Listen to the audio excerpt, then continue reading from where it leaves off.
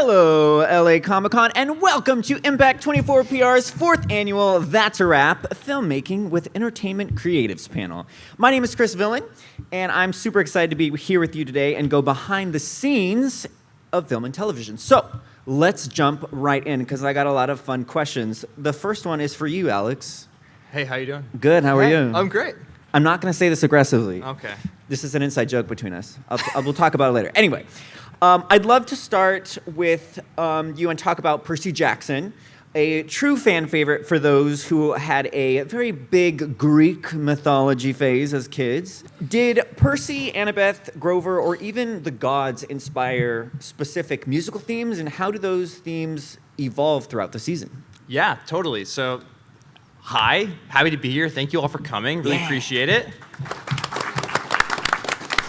Definitely still in my Greek phase. I feel like Percy Jackson is such a great setting to do a lot of different musical things. And if you don't know, like I was part of a team with Bear McCreary and some other folks on Sparks and Shadows.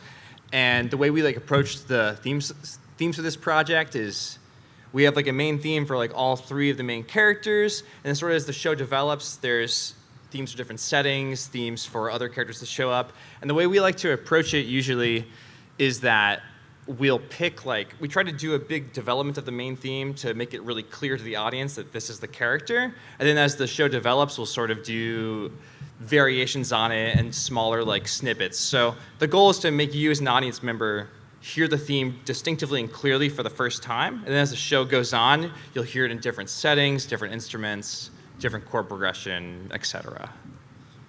Musical knowledge. Musical stuff. Secretly brainwashing us. It's just musical manipulation. Ah, yes. That's the goal. Okay, that makes more sense. Bo, this question is for you. The Apple TV Plus show Acapulco balances comedy, heartfelt storytelling, and cultural specificity. How did you find the right musical tone to capture both the humor and the emotional depth of the series? Oh, thank you for asking, and thank you for all for being here. With Acapulco, it's obviously a show that takes place in Mexico. I had a sort of cursory knowledge of, Mexican music, and when I was asked to submit for the show, because I was not offered the job directly, I was, informed that cultural authenticity was going to be a huge part of the score, and they really wanted to make sure that it was, overtly Mexican. So I, sort of went to the drawing board. I had a little bit of time, and they had given me the pilot to look at and to score some scenes. And I got a wonderful big playlist of Mexican music from our music supervisor, Joe Rodriguez, and just spent a lot of time listening, and kind of figuring out what kind of template I was going to use, what instruments, rhythms, chord progressions, that kind of thing, and then kind of took that into the writing process where I was, demoing scenes. And, kind of came up with some thematic concepts. I wasn't sure how it was going to go. I was up against a bunch of other people, and they did a blind listen to everything, and I ended up getting the job, which was amazing. And I had worked with a showrunner before on a show called Zoe's Extraordinary Playlist, and so I had a sort of working knowledge of what it was going to be like creatively to work with this guy. But a lot of those demo themes that I wrote have been in every season since then, and we just finished our 4th season. And just as far as tonality and authenticity is concerned, the script says it all, the performances say it all, the music practically writes itself. So, I was waiting for you to say that here's an all-expense paid trip to Mexico where you get to learn all about the culture before you start the show. Never got to go to Mexico. Not in the budget. Dang. Next time. No, stayed here. All right, Dominique. Hello, how are you? I'm great. Thank you so much for having me. Of course. I actually invited everyone here personally to Comic-Con, so you're welcome. Dominique, your latest work can be seen on Him, which just came out earlier this month. For those who haven't had a chance to see it yet, can you tell us more about your costume design process for it, and how did you decide on the overall look and style of the costumes in the film? For Him, if you're not familiar, it's a Monkey Paw production. Jordan Peele, woohoo! We love him. But it's directed by Justin Tipping, who has an incredible taste level. And what we really aimed to do was to establish a football entity that people could connect to, but immediately worship and idealize. So we went with the name The Saviors. The sickest jacket ever. Saviors. And our mascot was a goat. But I think when we started, it started with color, right? So I wanted to be able to do something that was completely fresh to football that we've never seen. And rose gold is something that is very much futuristic in a way, but also has this classic element simultaneously. And then we went with oxblood. So oxblood and the Saviors leave all their blood and sweat on the field. So that was our color palette, and then we just had carte blanche to really push the envelope with football uniforms and gear, because we wanted to show something that was a little bit more progressive than just what we see in the NFL. Musical brainwashing, costume brainwashing. This is the brainwashing panel, ladies and gentlemen. Jenny, I'm going to move on to you. Let's talk about Welcome to Wrexham, which just won an Emmy for editing this month. Congratulations. Thank you. With so much real-life footage to work with, how did you decide what makes it into the episode and what gets left on the cutting room floor?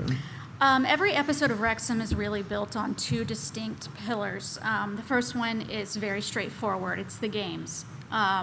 We have to know what games we're playing in the episode, what games we're not going to play. And then the second pillar is really built upon the town itself. And that's really the aspect I prefer. I'm kind of a story editor more than a football editor. So my kind of motto with that is always start with the heart.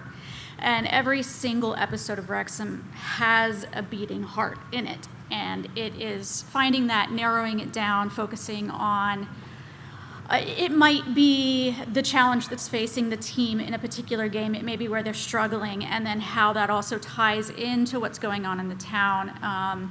We tend to cut a lot of what we call evergreen packages for townspeople. Whoever is interesting, whoever's got a great story, we end up cutting a story for them, and then we see where it can play, where it will sort of fall in line with the theme of the rest of the episode. So a lot of it's dependent on that, really. And probably just watching hours and hours and hours of footage. Yeah, we see, the editors, we get string outs from our producers, but if we have time, we always dive back in. And, because you never know what small piece that might have been overlooked is really going to bring a lot of meaning to what you're working on. Nice. Michael, how are you at the end over there? I'm fine. Okay, good. I'm a little lonely over here. Oh, well, let's fix that. This next question is for you. Life Below Zero is an amazing feat with 23 seasons and over 300 episodes. Yes, please. How do you find storylines in such unpredictable and extreme environments where nature often dictates what can be captured? It's a good question. Well, first off, I'm happy to be here. If you're not familiar with the show, it's a bunch of people who live in rural Alaska, sub-zero temperatures, kind of like this room right now. Should have brought a jacket. But it's interesting because, the crew, first off, it's very difficult to get anything in the can. They have crews out there, sub-zero temperatures. It's so cold, the LCD screens on their cameras freeze. or they'll ghost. So they'll pan, and then the LCD follows 2 seconds later. So they never quite know what they have on camera, and so they're shooting blind. So that's always an obstacle. But then they get whatever they can in the can, and they give it to me. And yes, there is difficulty finding the story in that, because you're constantly, you just got to work with whatever you got. And I struggled at first with that, but then at some point, you just embrace it. You realize these obstacles are part of the story. Alaska is part of the story. And you embrace that. So when the camera is going off and maybe it's not framed perfectly, or maybe there's ice hitting the lens, there's mosquitoes the size of hawks just flying into the lens. It's insane. And instead of cutting around that, we include it so that you actually feel like you are one of the cameramen or women out there and telling that story and capturing the cast story, but also capturing the story behind Alaska, because Alaska really is another character on the show. It might have all these obstacles that could kill you, but there's also so much beauty to it too. And it's one of the main reasons why the people are out there. Dang. I feel like we are secretly on an episode right now with this temperature. I feel like they may be filming. You may be getting this footage later, I think. Okay, so this question is for everyone. We're going to start with Alex, and we're going to move down the line. What is one behind-the-scenes moment from working on your specific project that always makes you smile when you think back on it? Alex, let's start with you. All right. So with Percy, we're really fortunate we get to record an orchestra for every episode. We do about 40 string players and some brass and woodwinds. But for one episode, we got to like go all out, and we got to do like a full brass section. It's a huge orchestra, like really, really fun. And everyone's excited to write for this, and it's like a big, it's like write your biggest action music, do all these cool things. And then we get the episode, and it's like this really intimate, like quiet episode. And it's like, oh, we're gonna go record 90 players for like, nah. And you're like, oh, like, what a missed opportunity. But we had a couple cues where we got some like really groove going. And one of our other writers was, everyone like shows up pretty exhausted and tired from the episode. So everyone kind of walks in quietly. And then this calm music is all lulling us down. And then we get to a certain cue, and it starts having this like kind of epic metal groove, and we're really focused, and suddenly I just like look to my right, and the other guy's like headbanging in the corner. And so amidst all like the stress of getting everything over the finish line, I just like have this brief moment of when you're at the recording session, everything kind of comes to life, and you sort of remember why you're excited to be there in the first place. A full orchestra for every episode is kind of crazy. It's a lot. It's pretty daunting, but it adds so much, and we're so grateful that we get to work with such amazing players here in Los Angeles. Right. Like, wow, it's like cream of the best of the best. Right. So it elevates the show so much. Dang. All right, how about you? All right. I think my favorite behind-the-scenes moments are probably our spotting and score review sessions that we have with, usually it's with, in the spotting sessions, it's a wider group. The review sessions are me, our music editor, our music supervisor, and our showrunner. And one of the greatest things about working on this show was how well everyone got along with each other and how much fun we had all the time. Which isn't always the case. It's not always the case. And I like that. So I looked forward to these meetings every week so much, because all we did was just laugh and make jokes all the time. And, and it really, that sort of feeling sort of permeated the whole production. Everyone really loved each other. And so those moments that we had together were what really made it the most fun. Nice. Okay. Dominique, do you have a moment that would make you smile or laugh, or your favorite behind the scenes? Yeah, I mean, for me, as a costume designer, fittings are everything. It's the time when you get to really bond with the actors and really kind of try on these different ideas that have been brewing in your head for so long, and they finally become physicalized. But there's an amazing actress, Naomi Grossman. She was in American Horror Story, and she was in that circus series where she had the big unibrow. And everyone knows her as that. So to transform her into Marjorie, you know, I was like, okay, where do we begin? You know, and when she walked in, you know, she's a canvas, you know. Right. And so as we started to add, you know, the dilapidated blonde hair and the disturbing smeared lipstick with like blood red cowboy boots and the varsity jacket, she has these two sons that they're all just super fans. That we wanted the fans to feel sadistic and like football is the only thing that they care about. So she has these two sons that are basically like wearing these rubber football masks that looks like Garbage Pail Kids. And so we just cast their whole body in white, like they had just like laid on the field and let the line machine, the painter, go over them.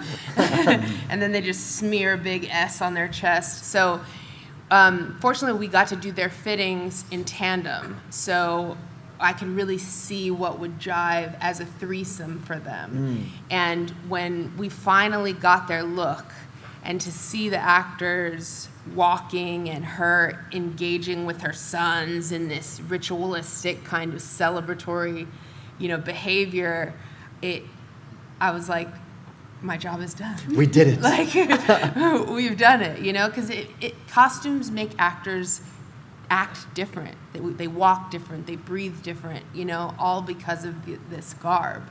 So that's a special moment for me. I love that. Very cool. Jenny, how about you? Is it tacky if I say winning an Emmy? No, that's actually, please say it because that's so cool. Actually, you know, one moment I really enjoyed, and it really speaks to what we do in editing, is we were at an after party like 2 weeks ago for the Emmys. And a bunch of us editors just standing around like nerds with our statues. And in walks Humphrey, who's one of the main characters on Wrexham, if you're familiar with the series. All of us in unison just scream, Humphrey!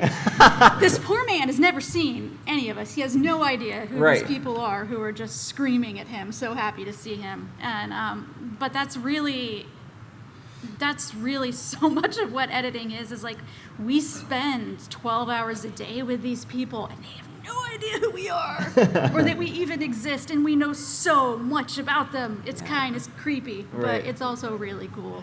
I think if you didn't say the Emmy, I would have been a little concerned. I would have been like, what about the Emmy? Hello?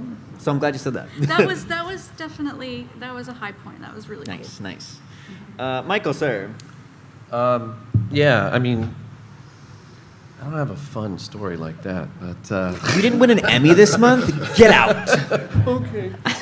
No, but what I did think about was just kind of an obstacle that I ran into behind the scenes editing the show. There's one of the episodes is about the Iditarod. I don't know if anyone's familiar with that. That's 40 to 50 dog sled and mushers racing 1,000 miles across Alaska. And it's a huge race, and it's extremely dangerous. And because of that, our camera crews can't follow them around. So you don't have a lot of footage, and pretty much 90% of the footage was GoPro. So they're just GoPros attached to his sled. And then we'd get a couple shots of him sort of going in checkpoints, going out of checkpoints. So they're like, who are we going to give this to? Let's give it to Swingler.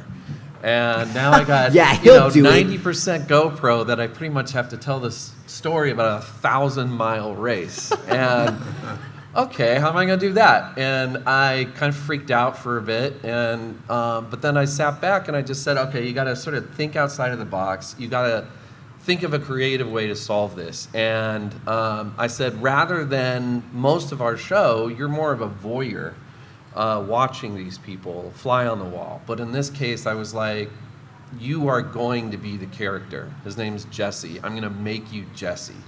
So I just used all the GoPro, all from his point of view, racing 1,000 miles across Alaska, and it was all like a first-person shooter. Like you saw the dogs in front of you, snow's hitting you, tree branches are hitting you.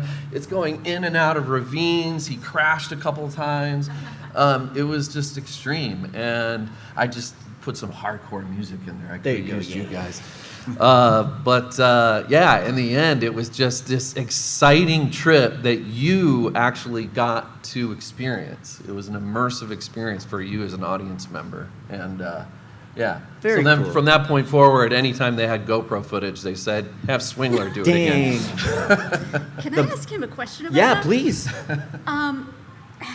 How was your audio in that experience? Because huskies are adorable noise monsters. So how did you find editing around that? Well, we have the lav mic, which is the little microphone that's attached to them, and then we attach one to the sled. So we always had that going. But the GoPro has actually picked up a decent amount. And then, there's always a little bit of that movie magic. It's real, but I'm going to throw a little dog sounds under there, I'm going to throw a little scream. The audio was always tricky, but surprisingly, when you get those GoPros close to the snow and close to the dogs, you'd be surprised what you pick up.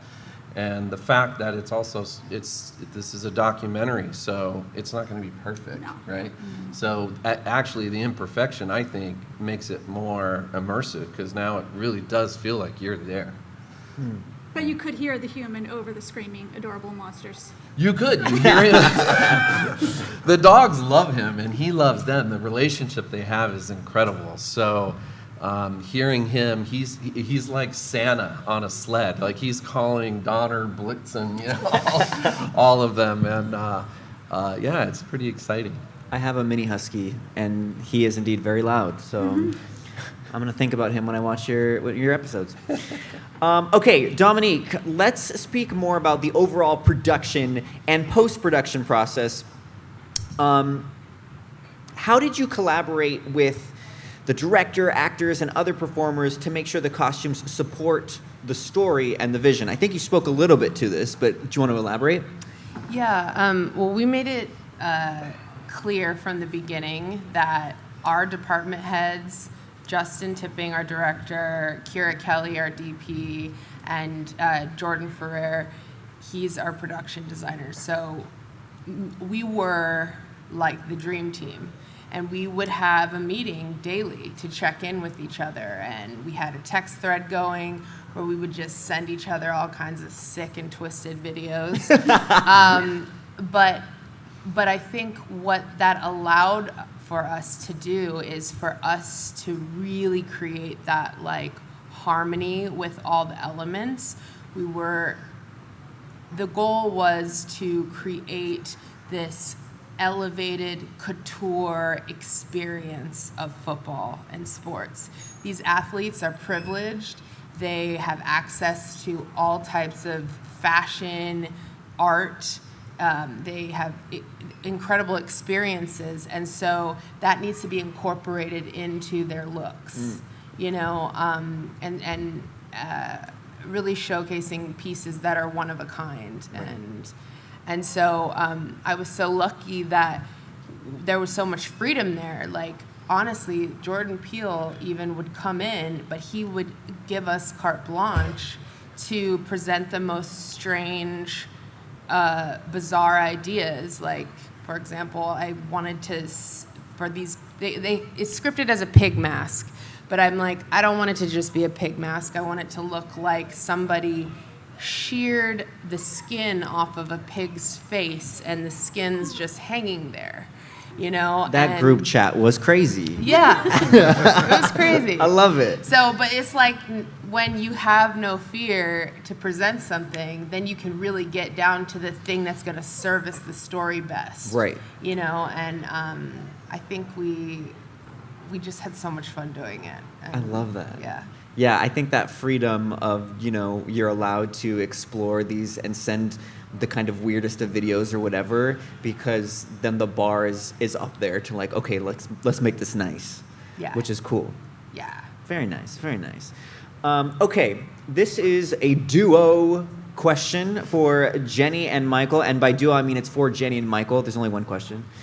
For our editors, what is the biggest challenge you face when editing unscripted material, and how do you overcome it to create a compelling episode? Jenny, let's start with you.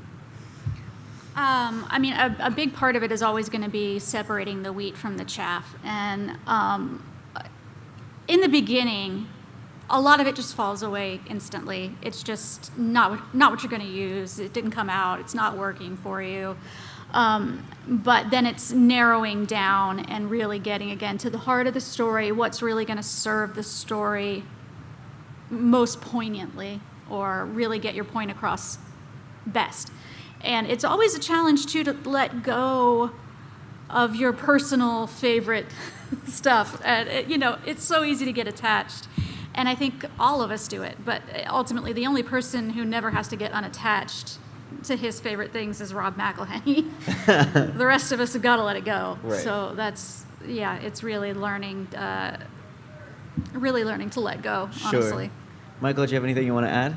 I agree with you. Like, I experience all the same things. I also find that, on the surface of every show, in your case, these extreme, like, soccer matches, and it's exciting, and there's so much action. And in Light Below Zero, it's dog sleds and huskies.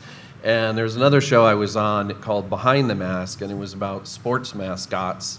And we followed them around, and that was all exciting. That was easy to cut. It's just a lot of action. But in Behind the Mask, they have to take the suit off. So when they take the suit off, now we follow them home. And now you're following them drive home, open up their garage, go inside, go in the fridge, like everything that we see. It's a monotonous, typical lifestyle. And you have to make that interesting. Mm-hmm. And to me, that is actually one of the biggest challenges that I find. And a lot of people might say, well, then just don't do that. Just stick with the exciting, fun stuff. But then it's not personal. Yeah. It's not the story. And that is really what you want. Sure, it's an exciting life that they live, and we get to live vicariously through that. But we also want to relate. Yeah. And if we're going to relate, we have to see what they do when that mask comes off. And then you find out that they experience all the same things that we do: love, sadness, happiness, financial hardship, loss of loved ones, all of that. And then suddenly you are connecting to that character. Mm-hmm. And you feel like you're just like them. And you relate, but also you see what they're capable of doing, and that almost gives you this like incentive to say, maybe I can do that too. Yeah, the humanity really lives in the small moments. The big moments they're great, we love them, but it's the small things. Like I love seeing the players with their children, because it always brings out a totally different side of them, and it's so different from this persona that they project. When they're skidding across the field after they've scored a goal. It's nice. And that just adds so much more stakes. Like, stakes is a word you constantly hear in the unscripted world. It's like, we need more stakes. And it's like, like in soccer, it's like they want to, win this championship. But, like, it's so much more meaningful for you as an audience when you know that person underneath. Either the costume or the suit. So, the little things really add so much. The word stakes gives me chest pain. I was going to say, I'm going to bring you like a plate full of like a bunch of meat and just, there you go. All right. Can I chip in on that? Please. I mean, it's like very similar in music, I feel like, where like the small scenes are almost what matters more. It's like we can get to a big action scene and you can do the most bombastic thing ever, but if you don't do like the little small moment with like the character and like a parent or the character and their friend, and then that character's in danger, you don't really feel it. So there's almost like something way more like enticing about doing like the really simple, quiet moment with the characters. and then you can go all out for your big action thing, and then you actually feel the stakes of that in a bigger way. Gotta earn it. You gotta earn it. Okay, so I don't think this applies, but we're gonna find out. For Bo and Alex, our composers, how do you approach creating a musical identity for a show? And what's the first thing you think about when starting a new project? Bo, I'm gonna start with you. Oh, okay. Well, the first thing I think about, you might get some sort of brief overview about what the project is. And then your initial response to that, automatically I'm thinking, well, what might work for this? And then, kind of getting some ideas. Then maybe you'll have a meeting, maybe you'll get a script, maybe you'll get, some picture or something like that. And then you can sort of further refine that idea. The showrunner, the director, they may have like a very specific idea about what they're imagining is the music is going to be like, and other times they may not at all. At which point, you just kind of have to, come up with your own concept and pitch it. And sometimes it's like home run, and other times it's like, no, that's totally not what I was thinking of. Isn't that the best, where they're like, we don't know what we want, figure it out, and then you give them something like, we don't want that. Yeah. Well, I mean, that's a big part of this job. Right. And hopefully you're in tune with them, and there's enough there to give you a good idea of what's gonna really work. Right. Alex, do you have anything you want to add? Sure. I mean, I'm kind of curious about the nerdy side of what you're doing, but it's like, I think like I personally, when I look at a project, I think of it in like a theme way. Not every project needs to be like, what's your big Star Wars like theme necessarily, but in the case of like Percy, it kind of was like that was a big moment there. And I feel like the way we approach a movie, or in this case the first episode, is that you're sort of choosing the big scenes and you're saying, this is the moment where you're gonna establish this motif or this character for the first time musically. And then you sort of take those big moments, clip them out, do the score of those, and then you pitch them back to the showrunners and the directors. And they're like, do you like these really clear concepts? And if the answer is yes, it makes the rest of the score so much easier to do. If the answer is no, then you're only like revising a certain bit, you're learning more about that moment, you really hone that moment in, and then you can like take the rest of the score like kind of from there. It starts to write itself. Sure. Acapulco is exactly that way. Like every character has a theme, every relationship has a theme, and developing those things kind of happened organically, but it becomes a really sort of like tangled web once you're way down the road, into the third or fourth season, and you're like, well, I can't use this, so I have to use this, and then you kind of try and weave and develop, and it's a great puzzle.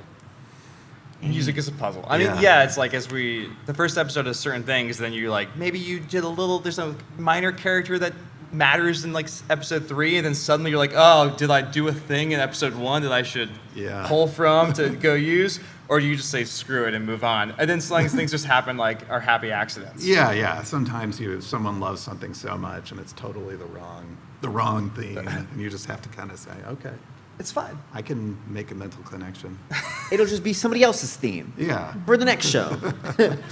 Okay, so this question is going to be for everyone. Dominique, no pressure. We're starting with you this time. Looking back at your work on your specific project, what's the moment or choice you're most proud of, and why? Most definitely my attention to detail with developing the mascots.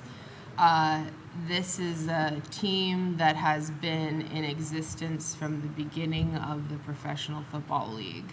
So, as we all know, many mascots that exist and have existed are politically incorrect, disrespectful, and just straight up wrong. Right. So we wanted to be able to show that progression of a team attempting to make good, right, on bad decisions. So we started with Conquistador Larry, okay? So the Saviors had this conquistador type knight that was all about conquering and personal wealth and gain and pillaging, which is tragic and Right. evil. So we started there. and he was very like stone. I wanted to make him like he had no soul, you know? So we gave him this kind of stone aesthetic. And then we moved into, okay, maybe the 80s came around and they were like, let's do tinsel, like, you know, like glitter. So we did Tinsel Larry. So he's this giant rose gold tinsel monster, but he still's got the American cowboy hat and he's got these amazing gloves and boots, but he has no eyes, no face, nothing to read to connect to him, which to me makes him quite frightening. Kind of spooky, yeah. Yeah, because you're like, usually mascots are so jolly, but Right. you know, you look at him and at first you're like, oh, glittery, and then you're like, So, and then I think we moved out of that kind of heightened glamour of the 80s into the goat, which is our current mascot. And the goat is really something that I'm so proud of. We worked with an artist by the name of Spencer Hansen, and he does these creature sculptures where he carves wood, he uses horsehair, but we incorporated the rose gold horns into it, big rose gold eyes and hooves, you know, so that this goat was surreal and really strange. And I think we were able to kind of take back some of the power of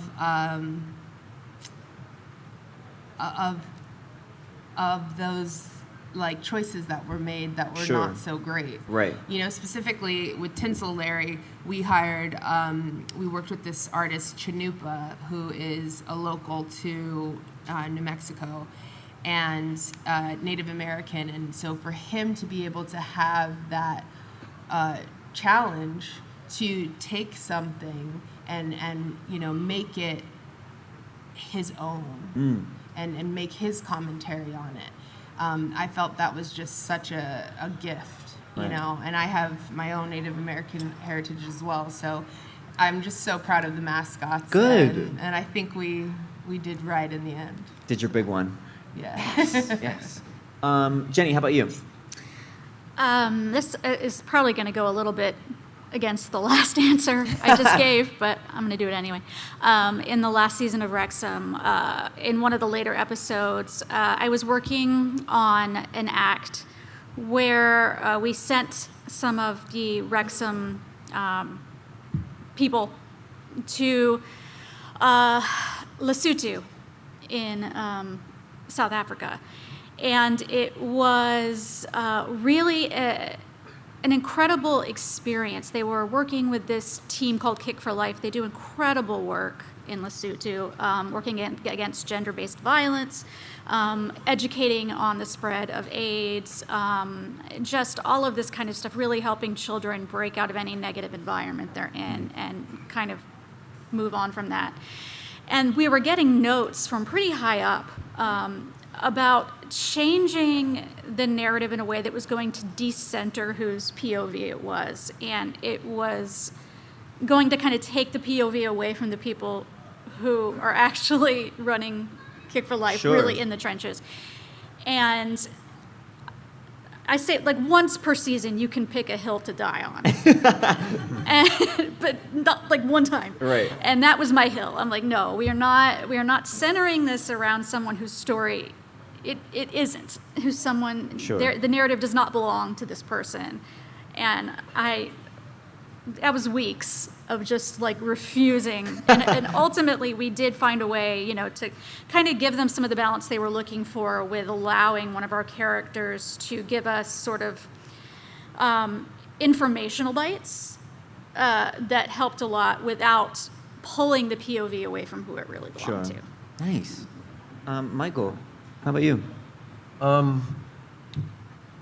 I'd say that one thing that I was definitely proud of is when I started working on the series, it was their 6th season. So they already established what this show was. You know, there were transitions, and it was probably in the a transition was happening. But they brought me in, and I said, okay, what's the show? What's the direction? And they're like, okay, it's like a horror film. And I'm like, okay, it's about people in Alaska surviving off the land. And he's like, yes, but at every turn they could die. And I'm like, okay, and there's plenty of blood and gore, and they're cutting animals open, and What you got kind to of show is this? What's going on? There's a lot of ox blood, okay? But, so that was kind of the thing. They wanted you to really experience it and get in there, and that was great. And I did that at first, but then I kept missing that personal side, and I just kept sneaking stuff in. Like I would throw in a joke, and they'd be like, "Oh, that's gonna get cut. That's gonna get cut." I'd throw in another joke. And I just kept doing it. And then I'd try to get you to cry. I was like, I want to make them cry, because if they cry, then that means you're really connecting to the character. And so I started sneaking this stuff in. They cut it. And then finally we were in one screening, and there was this moment, and the character really missed their dog, and it was super emotional, and some of the producers started crying. And they're like, this is great. And I was looking at the person who ultimately makes the decision to cut it, and he's just like, yeah, that's pretty good. And from that point forward, I just started adding more. And it's not just me, there's a whole team of editors, and we were all starting to do it. And the whole idea was to make it personal, make it emotional, but also to make this as cinematic as possible. It was like, I don't want you to just feel like you're watching a documentary or a reality show. I want you to feel like you are watching a Marvel movie in a theater with all the music and the sound and the thunder, and when it hits hard and you feel it. So when you walk away, you really did just feel like you watched a feature film and not just a documentary about people surviving in Alaska. Nice. Alex, we're going to move on to you, but before we do, I'm going to prep everyone else. We're giving advice after this, but it's going to be in 3 words, so start prepping that. Or, I'm going to give you a sentence. I'm going to be generous. I'm going to give you a sentence of advice before we move on, but continue, Alex. Okay. I'll think on that. Yeah, do both at the same time. Yeah, Thank you. cool. Thank you. Well, I mean, now that we won an Emmy for this season, so that was great. Okay. So I'm stoked about that. And then I think for me personally, there's a moment at the end of the show where Percy, Annabeth, and Grover have their sort of like final reunion after all the actions like wrapped up, and they're about to go their separate ways for the summer. And it's like this big, it's like the emotional finale of the story. And so I wanted to find a way to incorporate all their themes that we developed over the season to be like a really like satisfying finale. And so I went, well, who does it best? John Williams. So the man himself. So I went and did a bunch of score study, and I worked with one of the other composers who's like, I just kept throwing ideas at him of like, what do you think about this? How do we get this like idea to hit? And we just finally crafted this really compelling, like sweeping moment that's sort of the emotional climax. And we were like really proud of it, and the showrunners were super into it. So it was super exciting to be like, here's the heart of the show. Yeah. And we really closed it out well. And an Emmy to boot. And that was a nice bonus. There yeah. we go. Love it. Bo. Okay. Been sitting here thinking about this. I think one of the moments I'm most proud of is when I first started working on the show. There was this real emphasis on authenticity. And so I worked a lot with our music supervisor, Joe Rodriguez, to, he kind of would keep me in line. He's Mexican, he knows all about all the various kinds of Mexican music. And so I would, run cues by him, and he would say, oh, well, maybe you're veering too much into this or that, just stylistically, not thematically. And but after a couple of episodes, he was gave me so much praise, and he started calling me Bolero. An honorary Mexican. That's right. Wow. That's awesome. So that cool. was incredibly rewarding for me, and I was so proud that I was. That's super cool. doing that justice. I love it. Okay, so last question before we wrap up. If you can give advice to anybody wanting to follow your footsteps in your specific path in one sentence, what would you say, Alex? Don't let your career become your identity. Whoa, we're starting off deep. That was a good one. 3 words? I'm gonna give you a sentence. It could be. I was ready for 3 words. Give them 3 words. Don't give up. Ooh, good one, good one. Dominique. It's not an easy task. It's not. Just like the athletes, you got to be in beast mode. You got to be a monster. If you go after it, just unrelenting. Do it. Beast mode for Love life. it. Yeah. Love it. Jenny? You're not too good for the job. Work the job you have. Whoa. Get where you want to go. You're not too good for the job. Nice. Michael? Think about where you want to go, but honestly, be patient. Take your time to get there and enjoy that journey because you're going to learn so much more than just trying to get to the end. And with that is all the time we have for today. Thank you to our panelists, Alex, Bo, Dominique, Jenny, and Michael for being here with us today to discuss their talented work. Also, thank you to Impact 24 PR, and of course, LA Comic-Con for putting this panel together, and for all of you guys for joining us.